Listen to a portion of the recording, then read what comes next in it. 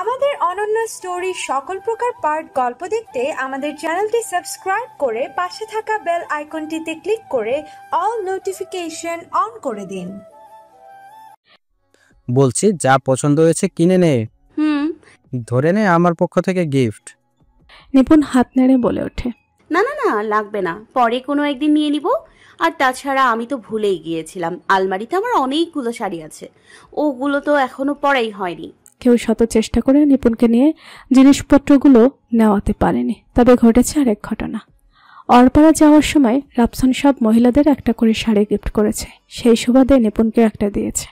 নিপুণের নেওয়ার কোনো ইচ্ছে ছিল না, তবে এখানে নিপুণের না নেওয়ার কোনো অপশনও নেই। সবাই যেহেতু নিয়েছে তাই তাকেও নিতে হয়েছে।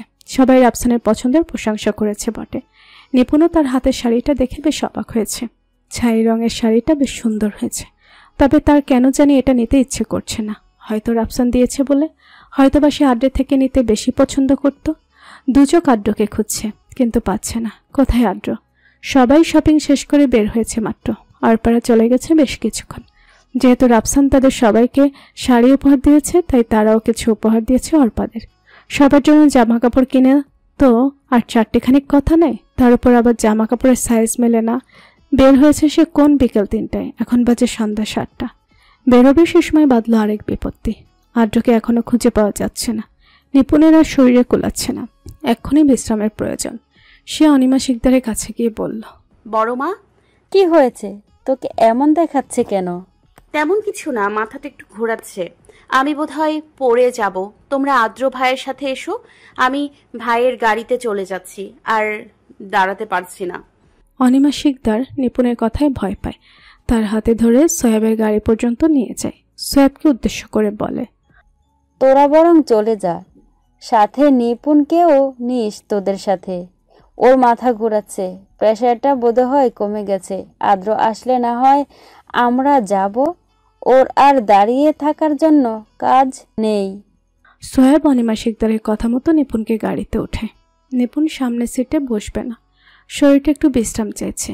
সময় ব্যয় না করে পেছনের সিটে চলে গেল। আকি শিকদারের কোলে মাথা দিয়ে শুয়ে পড়ল। সামনের সিট থেকে জুনায়েদ শিকদার বলে উঠল, বেশি খারাপ লাগছে আম্মাজান? নিপুণ মায়ের কোলে শোয়া অবস্থায় জবাব দিল, না আপু, তেমন কিছু না, মাথাটা একটু ঘোরাচ্ছে, প্রেশারটা বোধহয় কমে গেছে। অনিমা শিকদার নিপুণের মাথায় হাত বোলাতে বোলাতে বলল, প্রেশার কমবে না, আজ সারাদিন কিছু খেয়েছিস? এমন করলে চলবে না আম্মাজান।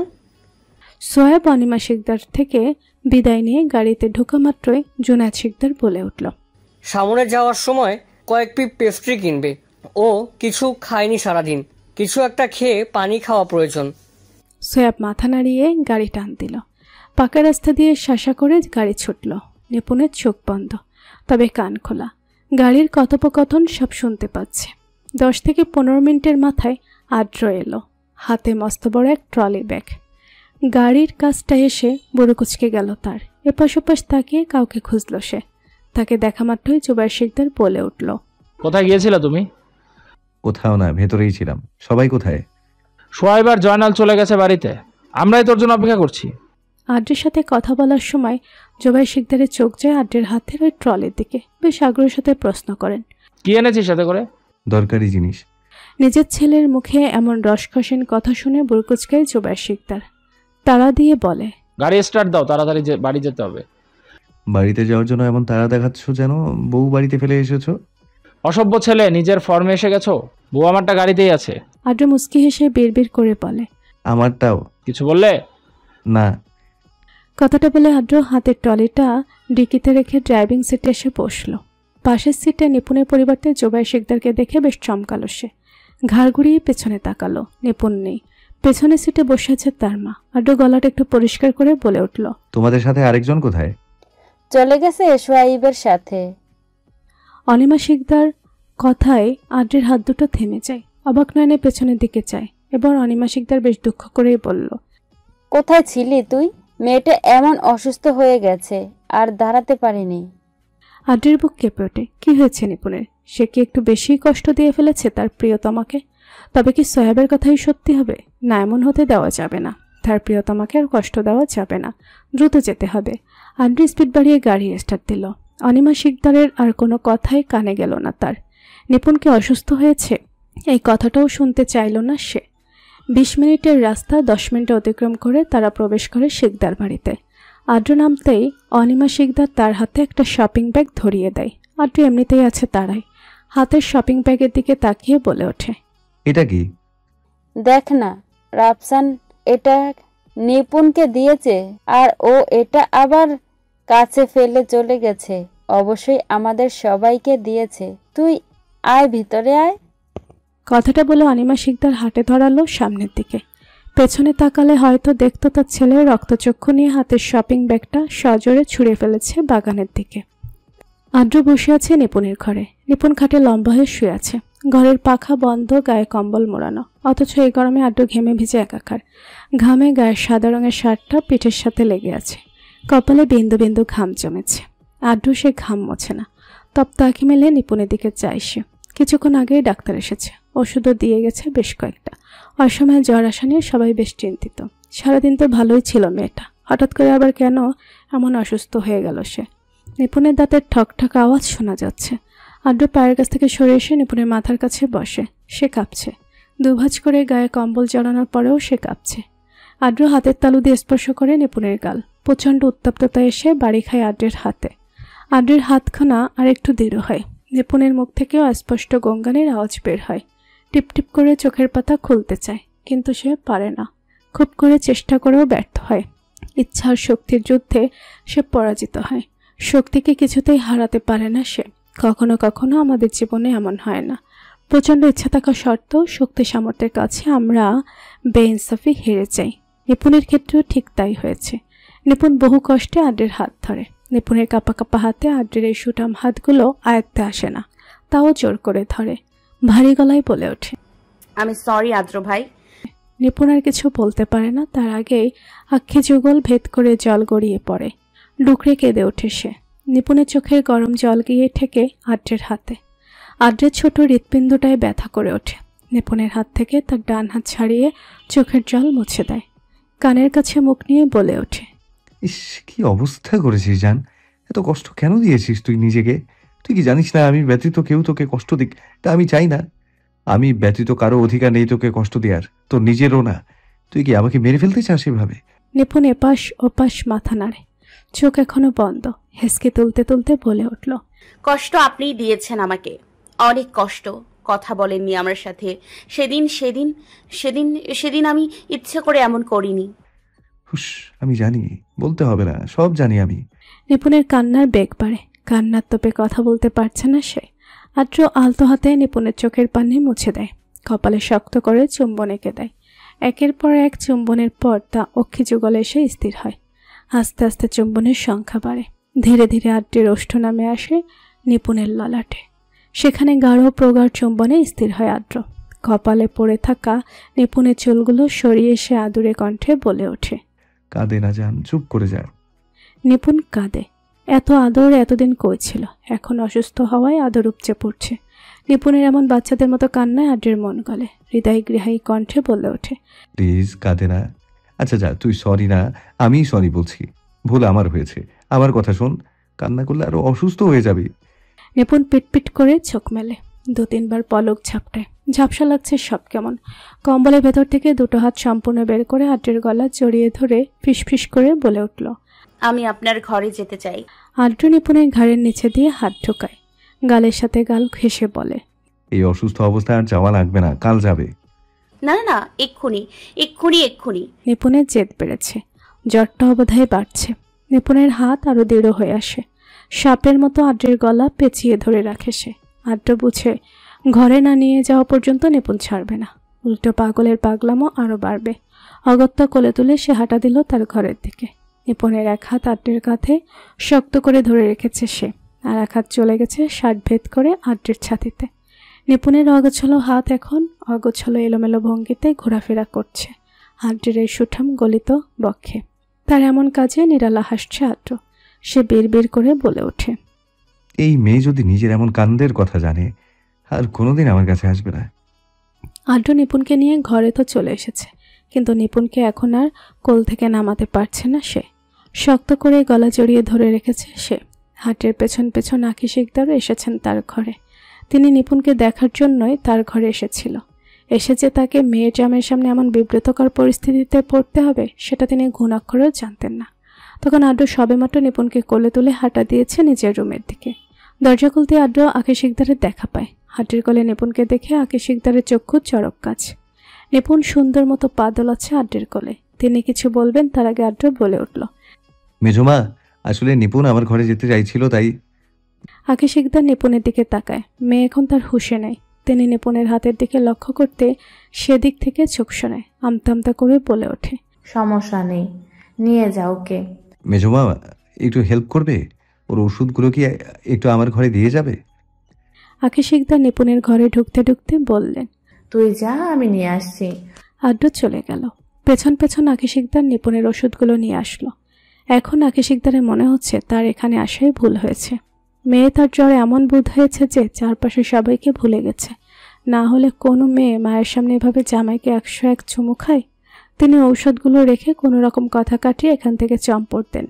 দোতলা থেকে চলে যান নিজের ঘরে। তাকে এত তাড়াতাড়ি আসতে দেখে জোনায়েদ শিকদার বলে ওঠে, এক্ষুনি না গেলে? এত তাড়াতাড়ি এলেছে? কি অবস্থা ওর? জ্বর কমেছে? জ্বর কমেছে কি না জানি না, তবে পাগলামি বেড়েছে। বলো কি? কি করছে ও? এমন হলে একা ফেলে আসবে কেন ওকে? জোনায়েদ শিকদারের কথা আঁখি শিকদার মুখ ভেঙচে ব্যঙ্গ করে বলে ওঠে, কি করেছে বলো? কি করেনি তোমার মেয়ে? আদ্রকে হেনস্থা করে ছেড়েছে এক্কেবারে। মাথার তার ছিঁড়ে কয়টায়। এই মেয়ে কে জানে? না হলে এই মেয়ে মায়ের সামনে এভাবে আদ্রকে চুমু খেতে পারতো? আর জোনায়েদ শিকদার আঁখি শিকদারের শেষের কথায় কেসে ওঠে। আমতা আমতা করে বলে, থাক, আর বলা লাগবে না। তাছাড়া মেয়ে জামাই তো, কিছু হবে না। তুমি আবার আদ্রের সামনে লজ্জা টজ্জা পাওনি তো? জোনায়েদ শিকদার এমন বেলাল্লাপানা কথায় আঁখি শিকদার চোখ রাঙায়। কিছু বলার প্রস্তুতি নিতে জোনায়েদ শিকদার আবার বলে উঠল, মেয়ে আমার একদম সঠিক মানুষের হাতে পড়েছে। এখন জ্বর ফর সব ঠিক চলে যাবে। কি বলো? আঁখি শিকদার বেশ মেজাজ দেখেই বলে উঠল, সে জ্বর তো যাবেই। অন্যের মাথা খাবে না সে এখন? অন্যের হাড় মাংস কালি করে মাথা খেয়ে তাকে জ্বালিয়ে তবেই তো সুস্থ হবে। এটা তো তোমাদের বংশের ধার। আঁখি শিকদারের কথার পিঠে জোনায়েদ শিকদার আর কিছু বলে না, তবে মনে মনে বলে ওঠে, কোনো এক ব্যক্তি ঠিকই বলেছে, বউকে ভূতেও ভয় পায়। আদ্র কোনো মতে নিপুণকে কোল থেকে নামিয়েছে। তাকে বিছানায় বসিয়ে দরজাটা বন্ধ করে আবার তার কাছে এসে বসল। সে কপালে হাত দিয়ে জ্বর দেখে নিল। না, গায়ে জ্বর তেমন নেই। আদ্র নিপুণের বেশ বুসা লক্ষ্য করে। কিছু একটা ভেবে ড্রেসিং টেবিলের সামনে যায়। ড্রয়ার খুলে চিরুনি আর রাবার ব্যান্ডটা নিয়ে আবার ফেরত চলে যায় নিপুণের কাছে। দেখি, সোজা হয়ে বস। নিপুণ ভুরু কুচকে তাকায়। চোখ জোড়া পিটপিট করে পলক ঝাপটায় কয়েকবার। নিপুণের এমন তাকানোতে আদ্র ভুরু উঁচু করে ইশারা দেয়। তবে নিপুণ আদ্রের ইশারা মতো পেছন ফিরে না। উল্টে নিপুণ আদ্রের আরেকটু কাছে এসে তাকে জড়িয়ে ধরে। যেহেতু নিপুণ বসে আছে আর আদ্র দাঁড়িয়ে আছে, তাই নিপুণের মাথায় গিয়ে ঠেকে আদ্রের পেটের মধ্যভাগে। সে খুব আদর করে গাল ঘষতে থাকে আদ্রের পেটে। আদ্র আর একটু আশকারা দেয় তাকে। মাথায় হাত বুলিয়ে বলে ওঠে, এভাবে বিড়াল ছানার মতো এমন ঘষাঘষি করছিস কেন? সুন্দর করে বস, আমি চুলগুলো বিনুনি করে দেই। নিপুণ ডানে বামে মাথা নাড়ল। আলতো করে কামড় বসালো আদ্রের পেটে। ভাঙ্গা ভাঙ্গা গলায় বলল, আপনি একটা হুলো বিড়াল আদ্র ভাই, আমাকে একটু ভালোবাসেন না। এখানে ভালোবাসা আবার কোথা থেকে এলো? তাহলে আমি যেভাবে বসে আছি সেভাবেই বিনুনি করে দিন। আচ্ছা, করে দিব। তবে তোর কথার লজিক আমি কিছুই বুঝতে পারছি না। এভাবে উল্টাপাল্টা বকছিস কেন? নিপুণ যে অবস্থায় বসা ছিল সে অবস্থায় বসে আছে। সামান্যটুকু নড়ছে না সে। আদ্র বেনুনি বাজছে। নিপুণ উল্টো বসায় তাকে বেনুনি করতে বেশ বেগ পেতে হচ্ছে। এলোমেলো হাতে কোনো রকম বেঁধেছে সে। নিপুণ সোজা হয়ে বসলে হয়তো আর একটু ভালো হতো। আদ্র যে চিরুনি রেখে আসবে সে ফুরসতটুকুও নিপুণ তাকে দেয় না। রাত এখন অনেক। সে জড়িয়ে ধরে বসে আছে আদ্রকে। আদ্র এখনো দাঁড়িয়ে আছে, ঠিক আগের মতো। সকল নীরবতা ভেঙে আদ্র বলে ওঠে, অনেক রাত হয়েছে, এবার ঘুমা যান। আমাকে ছাড়, তোর এখন ঘুমানো প্রয়োজন। নিপুণ নাক ঘষে আদ্রের পেটে। মোহনীয় কণ্ঠে ডেকে ওঠে আদ্রকে, আদ্র ভাই, হুম, আমাকে একটু আদর করে দেবেন? আদ্র নিপুণের আড়ালে ঠোঁট কামড়ে হেসে ওঠে। আওয়াজ হয় না সে হাসির। মাথায় হাত বোলাতে বোলাতে বলে ওঠে, আমার জান এখন অসুস্থ তো, এখন আদর করলে জান আরো অসুস্থ হয়ে যাবে। তাই আমার জান যখন সুস্থ হবে তখন অনেক আদর করে দেবো, ঠিক আছে? নিপুণ মাথা নেড়ে বলে ওঠে। অল্প একটুখানি। আর্দ্র পেটের মধ্যখান থেকে নিপুণের হাত সরিয়ে হাঁটু গেড়ে বসে, দুহাত দিয়ে বেঁধে ফেলে নিপুণের গাল, শান্ত কণ্ঠে বলে ওঠে। একটুখানি আদর তো করতেই পারি, কিন্তু আর্দ্র আর কিছু বলতে পারল না। তার আগেই নিপুণ মুখ ভরে বমি করে দিল আর্দ্রের গায়ে। আর্দ্রের শুভ্র রঙের শার্টখানা ভিজে বিচ্ছিরি অবস্থা, গলা ঘাড়ে নিপুণের বমি লেগে একাকার। আর্দ্র সরে গেল না, বরং দুহাতে চেপে ধরল নিপুণের কান মাথা। নিপুণ একটু শান্ত হলে একসময় নিপুণকে ধরে ওয়াশরুমে নিয়ে গেল আর্দ্র। চোখ মুখ ধুয়ে তাকে পরিষ্কার করে বিছানায় এনে বসালো। নিপুণের মুখ পরিষ্কার করলেও জামা কাপড়ে এখনো বমি লেগে আছে। আর্দ্র ক্লোজেট থেকে একটা ট্রাউজার আর একটা টি শার্ট নিয়ে ওয়াশরুমে গেল। নিপুণকে পরিষ্কার করা থেকে তার পরিষ্কার হওয়া এখন বেশি জরুরি। নিপুণের থেকে তার অবস্থা আরও নাজেহাল, সমস্ত শরীর চুপে চুপে হয়ে আছে। নিপুণকে 5 মিনিট বসার কথা বলে সে ওয়াশরুমে ঢুকে গেল। আর্দ্র সময় বেশি নিল না, 10 মিনিটের মাথায় বের হয়ে এলো ওয়াশরুম থেকে। তোয়ালে দিয়ে মাথা মুছতে মুছতে নজর দেয় নিপুণের দিকে। এক নজর তাকিয়েই তোয়ালেটা নিয়ে বারান্দায় গেল সে। 30 সেকেন্ডের মাথায় আবার ফিরে এলো সে রুমে। নিপুণের দিকে তাকিয়ে বিড়বিড় করে বলে উঠল, হলো বিড়াল উপাধিটা তো পেয়ে গেলাম, এখন জামা কাপড় পাল্টাতে গিয়ে চরিত্রহীন উপাধিটাও পেয়ে যাব। কালো রাত পার করে ধরণীতে সকাল হয়েছে। সূর্য উদিত হয়েছে সেই কখন। সূর্য ধকধকে চকচকে সোনালি আভা ছড়াচ্ছে চারদিকে। সূর্যের আলো এত উজ্জ্বল যেন পুরো বিশ্ব আজকে সোনালি রঙে স্নান করে আছে। সূর্যের তেজস্ক্রিয় আলো তার প্রভাব ছড়িয়েছে দিগন্ত জুড়ে। দেখলে মনে হবে প্রতিটি কণা আজ সোনালি আলোর রঙে রাঙা। দোতলার ঘরে ঘুমাচ্ছে 2 মানবী, তবে ঘুম বেশিক্ষণ স্থায়ী হলো না। জানালা ভেদ করে সোনালি উষ্ণ রোদ মুখে পড়তেই চোখ মুখ কুঁচকে দেয় নিপুণ। 2-3 বার চোখে হাত দিয়ে আড্ডের দিকে ফিরে পিটপিট করে তাকায় আড্ডের পানে। পাশে আড্ডকে দেখে অবাক হয় না সে। শেষ রাতেও যখন ঘুম ভেঙেছে তখন নিজেকে আড্ডের বুকে আবিষ্কার করেছিল। তাছাড়া কাল রাতের বেশ কিছু কথা তার মনে আছে। আড্ডের মুখে সূর্যের আলো পড়ে আছে, সোনালি আলোয় আড্ডের মুখটা ঝকঝক করছে। নিপুণ কোণের উপর ভর দিয়ে মাথাটা শয্যা থেকে তুলে নেয়। হাতের উপর আলতোভাবে মাথা রেখে সে গভীর আগ্রহে আড্ডের মুখপানে তাকিয়ে থাকে। তার চোখের গভীরতায় আড্ডের প্রতি এক প্রকার মুগ্ধতা এবং প্রশান্তির আভাস দেখা যায়। এই মুহূর্তে তার মনের মধ্যে আড্ডকে ছোঁয়ার এক দারুণ অভিলাষ জাগে। তার হৃদয় যে আড্ডের প্রতি গভীর ভালোবাসায় পূর্ণ তা তার এই অভিলাষেই বোঝা যায়। নিপুণ আস্তে করে আড্ডের কাছে আগিয়ে আসে, আলতোভাবে ছুঁয়ে দেয় আড্ডের বুড়ো। তার হাতের বিচরণ বাড়ে, আস্তে আস্তে নেমে আসে তার চোখে। মৃদু স্পর্শে চোখের পাপড়িগুলো ছুঁয়ে দিতে থাকে সে। আড্ডের স্তব্ধতা দেখে নিপুণ আর একটু সাহস পায়। মন্থর গতিতে নাকের উপর বসে থাকা বিন্দু বিন্দু ঘামগুলো মুছে দেয়। সে আঙুলের দিকে তাকিয়ে বিড়বিড় করে বলে ওঠে, তোদের তো দেখি বেশ সাহস, আরামসে আমার আদ্র ভাইয়ের নাকের ওপর বসে আছিস। নিপুণ চোখ মুখ কুঁচকে তাকায়। তার আঙুলে লেগে থাকা ঘামের বিন্দুগুলো কি অভিমান করলো? তারা কি আরেকটু থাকতে চেয়েছিল আড্রের নাকের উপর? সম্ভবত তারা হয়তো আড্রের উষ্ণতার সঙ্গে একত্র হয়ে থাকতে চেয়েছিল। নিপুণের মনে হয় এই ঘামের বিন্দুগুলোরও যেন চেতনা ছিল। তারা বোধহয় তার মতোই আড্রের সান্নিধ্যে থেকে মুক্ত হয়, তাই তো বারে বারে আড্রের নাকের ডগায় চলে আসে। নিপুণ ঝেড়ে ফেলে দেয় ঘামগুলোকে। বেশ হিংসা হচ্ছে এখন তার। ইচ্ছে করছে ভীমবার দিয়ে আড্ডের নাকটাকে ঘষে দিতে, কিন্তু কি লাভ, সেই তো আবার ঘামাবে।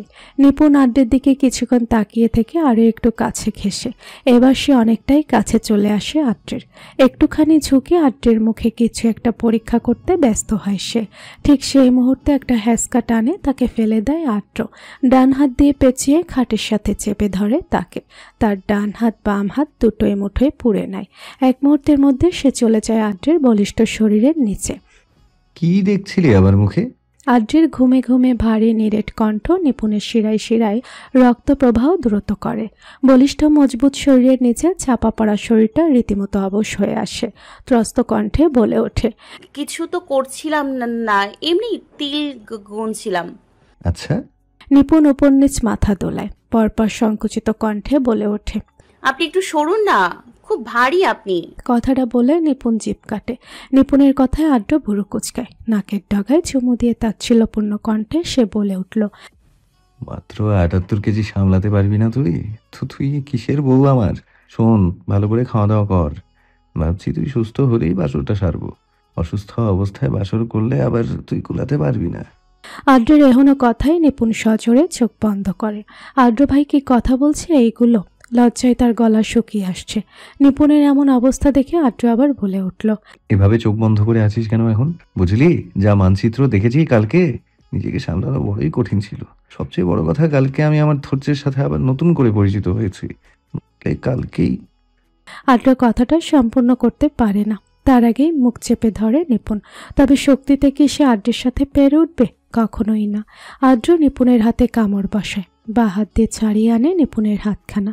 অবিচ্ছন্ন তার দৃষ্টি, অসংলগ্ন কণ্ঠে বলে উঠল, লজ্জা লাগছে জান? নিপুণ চটজলদি আদ্রের চোখে চোখ রাখে। আদ্র ভাই আবার তাকে জান ডেকেছে। অত কিছু না ভেবেই সে উপর নিচ মাথা নাড়ায়। তার এমন সহজ স্বীকারোক্তিতে হেসে ফেলে আদ্র। আচ্ছা বেশ, তাহলে অন্য বিষয়ে কথা বলি। আমি যে তোর উপর এভাবে পড়ে আছি, কষ্ট হচ্ছে তোর? না। তাহলে বল, কটা তিল দেখলি আমার মুখে? আদ্রের এমন প্রশ্নে নিপুণ বিব্রত হয়। আমতা আমতা করে সংকুচিত কণ্ঠে বলে ওঠে, 3টে। আমার শরীরে কটা তিল আছে জানিস? নিপুণ ডানে বামে মাথা নাড়ে, অর্থাৎ সে জানে না। আমি কিন্তু জানি। নিপুণ বিড়বিড় করে বলে, এগুলো কোন ধরনের কথা? আপনার শরীর আপনি তো জানবেনই। আমি আমার কথা বলছি না, তোর কথা বলছি। নিপুণ সচকিত হয় আদ্রের কথায়, চোখ বড় বড় করে তাকায় আদ্রের পানে। নিপুণের এমন তাকানোই আদ্র ভুরু উঁচু করে মাথা নাড়ে। আদ্রের এমন রিয়াকশন দেখে নিপুণ বলে ওঠে, কি বলছেন আপনি? আদ্র একটুখানি ঝুঁকে নিপুণের নাকে নাক ঘষে, ভারী নিরেট কণ্ঠে বলে ওঠে, ছোটবেলায় কিন্তু তোর শরীরে এত তিল ছিল না। এগুলো আসলো কোথেকে? পাক্কা 10 মিনিট ধরে গুনেছি আমি। ফুল বডিতে মোট 19টা তিল আছে। আদ্রের কথায় নিপুণ হতভাগ। কি বলছে এইগুলো আদ্র ভাই? জামা পাল্টে দিয়েছে মানা যায়, অধিকার আছে, কিন্তু উনি নিপুণ আনমনে হকচকিয়ে বলে ওঠে, 10 মিনিট ধরে আপনি আমার সাথে এই অপকর্মগুলো করছিলেন? নিপুণের প্রশ্নে আদ্রের ভুরু কুঁচকে আসে। ওই ওভার অ্যাক্টিং। আমি কোনো অপকর্ম করিনি, শুধু একটু দেখেছি। কি করব? বউয়ের শরীর, চোখ তো যাবেই। আর যদি অপকর্ম করতাম তাহলে তুই আমার সামনে এই অবস্থায় থাকতি। সো তাড়াতাড়ি সুস্থ হ। আমি অপকর্মগুলো করি, ভাইবের আগে ডাব্লুকে কিন্তু আমাদেরই আনতে হবে। নিপুণ অবাক হয়ে বলে, মূর্খ, ওরা আমাদের ছামাল। ধুর, তোর সাথে কথা বলাই বেকার। যা গিয়ে ফ্রেশ হয়ে আয়। নিচে যেতে হবে না, আমি খাবার উপরেই আনছি। কথাটা বলে আদ্র নিপুণের ওপর থেকে উঠে গেল। রুম থেকে বেরোতে বেরোতে বলল, আমি ঠিক 5 মিনিটের মধ্যে আসছি। জলদি ফ্রেশ হয়ে বের হ তুই। নিপুণ এখনো শুয়ে আছে। সে ভাবছে আদ্র ভাইয়ের আজকে আবার কি হলো? এমন আচরণ, এত নির্লজ্জ কথা আগে তো কখনো বলেনি। আর এই ডাব্লু এগুলো কবে ভাবলো উনি? সময় পেরিয়েছে সপ্তাহখানেক। এই 1 সপ্তাহ খুব দ্রুতই অতিক্রম হয়েছে। দেখতে দেখতে সোহেবের বিয়ের সময় ঘনিয়ে এসেছে। শিকদার বাড়িতে এখন মেহমানের ছড়াছড়ি। অনিমা শিকদার আর আখি শিকদারের বাপের বাড়ির সবাই এসেছে, তবে আসেনি জেসমিন শিকদারের বাপের বাড়ির কেউ। আসবে কি করে? তার পরিবারে আছেই তো বাবা মা, ভাই আর ভাইয়ের বউ। তারা সবাই কানাডায় সেটেল। তারা তো আর আসতে পারবে না। সবাই যে যার কাজে কর্মে ব্যস্ত। বড়রা সবাই একসাথে আলাপ আলোচনা করছে। নিপুণের নানা নানু সেই নেই। 2 মামা মামি আর তাদের ছানাপোনারা এসেছে আজকে। আদ্রের নানা নেই, তবে নানু এসেছে। সাথে এসেছে তার মামা মামি। আদ্রের মামা একটাই, তবে আদ্রের মামাতো ভাই বোন 5 জন। এ নিয়ে লং একটা স্টোরি আছে। বাড়ির বয়োজ্যেষ্ঠ পুরুষ সবাই একসাথে বসে আলাপ আলোচনা করছে। মহিলারা একসাথে বসা, সব কাজিন গোষ্ঠীও একসাথে আছে। তাদের কথার মাঝে ইনায়া আর ইলোরা বলে উঠল, সোহেব ভাইয়ের বিয়েটা কিন্তু বেশ জাঁকজমকভাবে করতে হবে। নিপুফুর বিয়েতে কত প্ল্যান ছিল, একটাও তো করতে পারলাম না। ইনায়া আর ইলোরা হলো নিপুণ বড় মামার মেয়ে।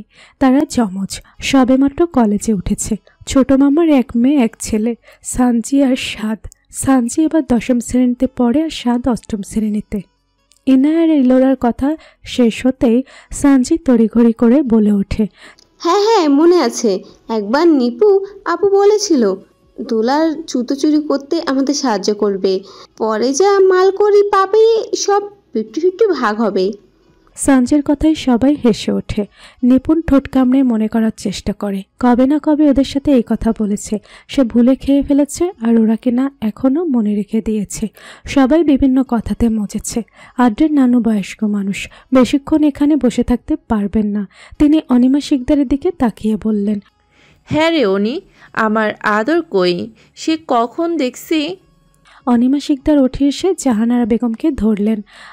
আম্মা, আদ্র তো ওই দিকে আছে মনে হয়, আপনি ঘরে যাবেন, আমাদের বসে থাকতে কষ্ট হচ্ছে। কষ্ট তো একটু হইতাছে। আড্ডার গ্রুপ থেকে উঠে আসলো ইমন আর রুমা, জাহানারা বেগমকে ধরে বলল, চলো দাদু, তোমাকে ঘরে পৌঁছে দেই। না লাগবো না, তোরা বৈশাখ কথা ক সবার লগে, কতদিন পর কত এক লগে হইছ সবগুলা। আমি বরং আমার আদরের বউয়ের লগেই যাই। ইমন, রোমা, মনিকা, ট্রিনা, মুস্তফা আদ্রির একমাত্র মামা অনির্বাণ করিমের বংশধর। একটা ছেলের আশায় বাচ্চার সংখ্যা গড়িয়েছে 5তে। মুস্তফা সবচেয়ে ছোট, বয়স হবে 7। বেশ দুষ্টু হলেও আদ্রের সামনে ভেজা বেড়াল। যখন থেকে শুনেছে আদ্র বিয়ে করেছে তখন থেকে তার ছটফটানি দ্বিগুণ হয়েছে। জাহানারা বেগম নিপুণের দিকে তাকিয়ে বলল, কি গো মেয়ে, তুমি আমাকে ঘরে দিয়ে আসতে পারবে তো? আমি কিন্তু তোমার সাথেই থাকবো, সমস্যা নেই তো তোমার? অবশ্য থাকনের কথা, সতীনের লগে কে থাকতে চায়? নিপুণ চোখ তুলে চায় জাহানারা বেগমের দিকে। বেশ সুন্দরী তিনি, বয়স হয়েছে তাও এত সৌন্দর্য, না জানি যৌবনকালে কত সুন্দরী ছিলেন তিনি। নিপুণ আস্তে করে বলে উঠল, পারবো নানু, আপনি আমার সাথে থাকলে আমার কোনো সমস্যা নেই। অনিমা শিকদার হাত নেড়ে বলে উঠল, আম্মা, ও তো উপরের ঘরে থাকে, আপনি উঠতে নামতে গেলে তো আপনার শ্বাস বেড়ে যাবে। রাগ তোর শ্বাস, আমি তোমার ঘরেই থাকবো গো নাতবো, শ্বাস উঠলে উঠুকা। অগত্যা জাহানারা বেগমকে উপরে নিপুণকেই নিয়ে যেতে হলো। আজকে তার ঠিকানা জাহানারা বেগমের সাথে। সিঁড়ি দিয়ে উঠতে উঠতে সে আদ্রকে খোঁজে, চারদিকে চোখ বোলায়, কিন্তু আদ্র কোনো আদ্রের টিকিটটাও খুঁজে পেল না সে। সকালেই তো বলল রাতে রেডি হয়ে থাকতে। সে যদি রাতে জাহানারা বেগমের সাথে থাকে তাহলে আদ্রের সাথে যাবে কিভাবে? কথাটা তো আদ্রকে জানানো প্রয়োজন, কিন্তু এই ছেলে আছে কোথায়? নিপুণ বেশ উদাস ভঙ্গিতেই বসে আছে, পাশে বসে গল্প করছে জাহানারা বেগম। নিপুণের যে তার কথায় মন নেই তিনি তা বুঝতে পেরে বলে উঠল, কিরে নাতবো, মন কোন দিকে তোর? আমার কথা হুনতাছোস? নিপুণ আমতা আমতা করে বলে উঠল, নানু শুনছি তো, মন এখানেই আছে, তুমি বলো না। জাহানারা বেগম মাথা নেড়ে বলে ওঠে, মন যে আমার আদরের দাদু ভাইয়ের কাছে, ওইটা আমি খুব ভালো কইরাই জানি। নিপুণ চোখ বড় বড় করে মাথা নাড়ে। শুন, আমার আদরের দাদু ভাইয়ের কিন্তু মাথা খুব গরম থাকে সব সময়, তবে মনটা খুবই ভালো। কোনো কাম দিলে মন লাগাইয়া কইরা করবি। কাম যদি হ্যার কথা মতো না হয় তা হইলে মেজাজ সারাদিন আকাশের উপরে থাকে, একদম হ্যার নানার মতো। নিপুণ মনে মনে বলে ওঠে, আপনাকে কি করে বলি, আজকে তো আমাকেও একটা কাজ দিছে, না জানি আমার কি হয়। নির্ঘাত আজকে আমাকে থাপড়িয়ে গালের দাঁত সবগুলো ফেলে দেবে। তরে একটা কথা কই, শুনবি? কি কথা নানু? আমার আর আদরের নানার বিয়ের কথা। কেমনে বিয়ে হয়েছিল শুনবি? নিপুণ অবাক হয়ে বলে, শুনবো, কিন্তু কোনো কাহিনী আছে নাকি? তো নয় তো কি? জাহানারা বেগম বেশ লজ্জা লজ্জা ভাব করে বলল, আমি তখন মাত্র ক্লাস 8-এ পড়ি।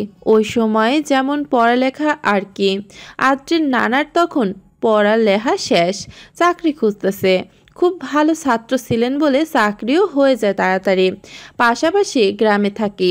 তখন আমারে দেখা পাগল হয় তিনি। এই বুইরা বেড়ার প্রেমে আমিও পড়ছিলাম, বুঝছস? আদ্রের নানা আমার থেকে গনায় গনায় 18 বছরের বড়। নিপুণ অবাক হয়ে বলে, 18 বছর? তারপর তোমাদের বিয়ে হয়েছিল কি করে? জাহানারা বেগম মুস্কি হেসে বলে, তোদের মতো করে। নিপুণ অবাক হয়। জাহানারা বেগম আবার বলে ওঠে, আদ্রের নানার সাথে আমি বেশ কয়েকবারই কথা কইছি লুকাইয়া লুকাইয়া।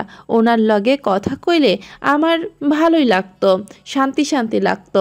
কিন্তু তখন আব্বাই আমার বিয়া ঠিক কইরা ফেলছিল। এত অল্প বয়সে? ধুর মাইয়া, অল্প বয়সে কি, ওই সময় বিয়া এই বয়সেই দিত। বিয়ার খবর চল্লা যায় আদ্রের নানার কাছে। আরে আমারে খবর দিয়া আনাইয়া কি যে উত্তম মধ্যম দিছিল, আমার আজন্মকাল মনে থাকবো। ওই দিনই আমারে লইয়া কাজী অফিসে গিয়া বিয়া করে।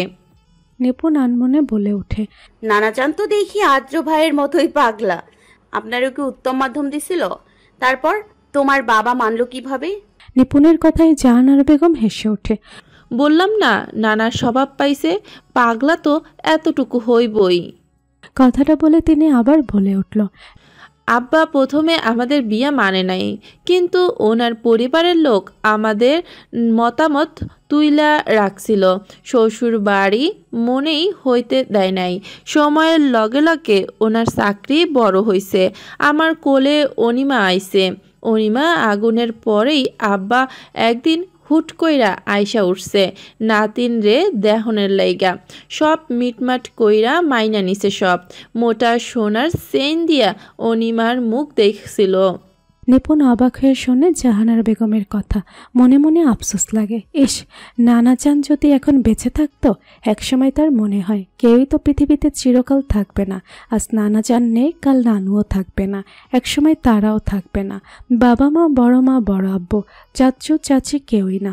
সে তার আদ্র ভাই, তারাও তো থাকবে না চিরকাল। সবাইকে একসময় না একসময় চলে যেতেই হবে। নিপুণের মন ভার হয়ে আসে।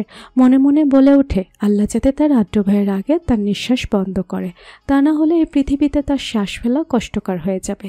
তার মাথায় যত চুল আছে আদ্র ভাইয়ের হায়াতও যাতে এত হয়। এভাবেই কেটে গেল সময়। বিকেল গড়িয়ে সন্ধ্যা হলো, তো সন্ধ্যা গড়িয়ে রাত। সারাটা সময় নিপুণ জাহানারা বেগমের সাথে গল্প করে পার করেছে। মাঝে দিয়ে সন্ধ্যায় নিচে নেমে সবার সাথে চায়ের আড্ডায় সামিল হয়েছিল। সবার সাথে বেশ জমিয়ে খোশ গল্প করেছিল সে। মাঝে মধ্যে আদ্রকেও খুঁজেছে, কিন্তু পায়নি। না পেয়েছে আড্ডকে, আর না পেয়েছে সোহেবকে। ইমন আর রুমা বেশ ফ্রেন্ডলি। তারা আড্ডের বয়সে ছোট হলেও নিপুণের থেকে বয়সে ঢের বড়। কম করে 3 থেকে 4 বছরের বড় তো হবে, কিন্তু তারা নিপুণকে ভাবে বলে সম্বোধন করায় সে লজ্জায় অস্থির। এভাবে বয়সে বড় কেউ ভাবে বললে লজ্জা তো লাগবেই। নিপুণ যখন ইমন আর রুমাকে বলল, আপু আমাকে প্লিজ ভাবি বলবেন না, আমি তো আপনাদের বয়সে ছোট, তাই না? নাম ধরেই ডাকবেন প্লিজ। নিপুণের এমন কথা ইমন সরাসরি না করে দেয়। বলে ওঠে, তুমি আমাদের বয়সে ছোট হও বা বড়, সম্পর্কে আমাদের বড় ভাইয়ের বউ, তাই ভাবি ডাকা মাস্ট। তাছাড়া তোমাকে নাম ধরে ডাকলে আদ্র ভাই আমাদের গদ্দান নেবে। নিপুণকে তাদের কথা শুনতে হলো। সন্ধ্যায় নাস্তা খাওয়ার পর সিদ্ধান্ত হলো সবাই ছাদে বসবে, গানের কলি খেলবে। নিপুণও তাদের সাথে যোগ দিল, তবে ভুলতে পারল না আদ্রের কথা। এভাবে লাপাত্তা হয়ে কোথায় গেল। কাল সোহেবের গায়ে হলুদ, এজন্য বাড়িটাকে বিকেল থেকেই লাইটিং করেছে। ছাদে এখন ভরপুর আলো, এমন এক কোনাও বাকি নেই যেখানে লাইটিং হয়নি। লাল নীল সাদা হলুদ রঙের মরিচবাতিগুলো আলো ছড়াচ্ছে চারদিকে। ইমন গিয়ে সব লাইট অফ করে শুধু হলুদ রঙের লাইটগুলো জ্বালিয়ে রাখলো। খেলার সময় এত বেশি আলো ভালো লাগবে না। নিপুণ আর ইনায়া মাদুর বিছিয়ে দিল মেঝেতে। সবাই বসলো সেখানে টিম হয়ে। নিপুণ, ইনায়া, ইলোরা, ইমন আর সাদ এক টিমে, সানভি, মনিকা, ত্রিনা, মুস্তফা এক টিমে। তাদের টিমটা একটু দুর্বল হওয়ার ইভা আর ইভানকেও তাদের টিমে দেওয়া হয়। তবে ইভা আর ইভান ছোট হলেও তাদের ঝুলিতে অনেক গানই আছে। টিম 1 হলো নিপুণদের টিম, আর টিম 2 হলো সানভিদের টিম। খেলা শুরু হলো। প্রথমে গান চাললো টিম 2। তারা বলল মদিয়ে গান গাইতে। অক্ষর বলার 5 সেকেন্ডের মাথায় গান শুরু করতে হবে। তাদের গানের মাঝে ইমন গেয়ে উঠল, মায়া বন বিহারিণী হরিণী গহন স্বপ্ন সঞ্চারিণী, কেন তাকে ধরিবার করিপন অকারণ, মায়া বন বিহারিণী। সবাই হাততালি দিয়ে উঠল। টিম 1 চিল্লিয়ে চিল্লিয়ে বলে উঠল, এবার তোমরা 9 দিয়ে বলবে। নিপুণ কাউন্ট শুরু করার মধ্যে মুস্তফা চিল্লিয়ে চিল্লিয়ে গেয়ে উঠল, নাম জানি না তোর আর রাত জানি না ভোর, মন যায় রে চলে যায় প্রেম জানিয়ে, হাল মেলাবি আয় দিন কাল মেলাবি আয়, মন ফিরবে না রে আজ তোকে না নিয়ে। নিপুণ অবাক হয়ে বসে আছে।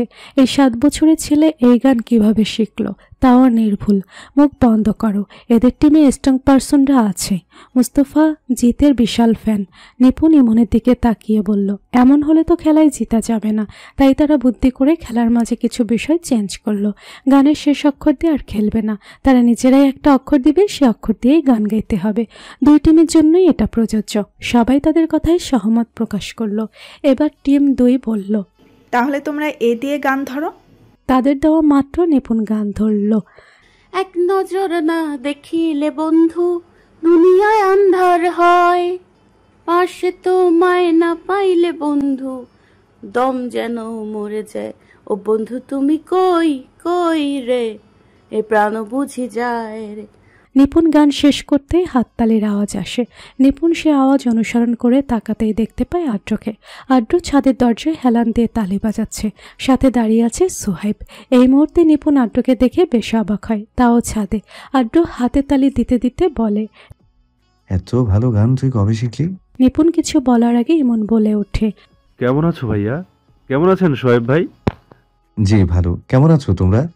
আলহামদুলিল্লাহ ভাইয়া। ইমন আবার আদ্রর দিকে তাকিয়ে বলল, সারাদিন কই ছিলে? এসেছি ধরে তোমার দেখা নেই। মেহমান দাওয়াত দিয়ে কেউ এভাবে চলে যায়? দাদু কতবার তোমাকে দেখতে চেয়েছে। আদ্র নিপুণের দিকে তাকিয়ে চুলগুলো ঠিক করতে করতে বলে, আমি না থাকলেও আমার বউ তো ছিল, সেবা যত্ন করেনি? আদ্র নিপুণের দিকে তাকিয়ে বলে ওঠে, কিরে সেবা যত্ন করিসনি? তুমি ওকে বলছো কেন? ও ছিল বলেই তো আমাদের ভালো লাগছে, না হলে তো বোরিংই হতাম। আচ্ছা এখানে এসেছো যেহেতু আমাদের সাথে গানের কলি ধরো। শোয়েব ভাই আপনিও খেলেন। আদ্র আর সোহেব আশায় 2 দল তাদের নিয়ে টানাটানি লেগেছে। কে আদ্রকে নেবে আর কে সোহেবকে নেবে। আদ্র সাপ সাপ বলে দিয়েছে, পুষি ক্যাট যেখানে হুলো বিড়াল সেখানে। আর এ কথা কেউ বুঝতে না পারলেও নিপুণ ঠিকই বুঝতে পেরেছে। লজ্জায় লাল নীল হয়েছে সে। আদ্র ছাড়া তার এই লজ্জামাখা মুখ কেউই নিখুঁতভাবে খেয়াল করলো না। অবশেষে আদ্র গেল নিপুণদের টিমে আর সোহেব গেল সানবিদের টিমে। 2 দল ভালো খেলছে, কিন্তু নিপুণ মনোযোগ দিতে পারছে না খেলায়। সে এমনিতেই সাইডে বসেছে, আর আদ্র বসেছে তার পাশে। শুধু কি বসেছে, বসে বসে তাকে চালাচ্ছে। আদ্রের হিমশীতল হাত এখন নিপুণের কোমরে বিচরণ করছে, আর নিপুণ বাইং মাছের মতো মস্টামস্টি করছে, তবে তার সবার চোখের আড়ালে। এত ছটফট করছিস কেন জান? নিপুণ আস্তে আস্তে বলে ওঠে, আপনি হাতটা সরান, আমি খেলায় মনোযোগ দিতে পারছি না। জান তুই খেলায় মনোযোগ দে, আমার হাত নিজের কাজ করছে, ডোন্ট ডিস্টার্ব মাই হ্যান্ড। নিপুণ সবার দিকে তাকায়, তারপর আদ্রের দিকে তাকিয়ে মনে মনে বলে ওঠে,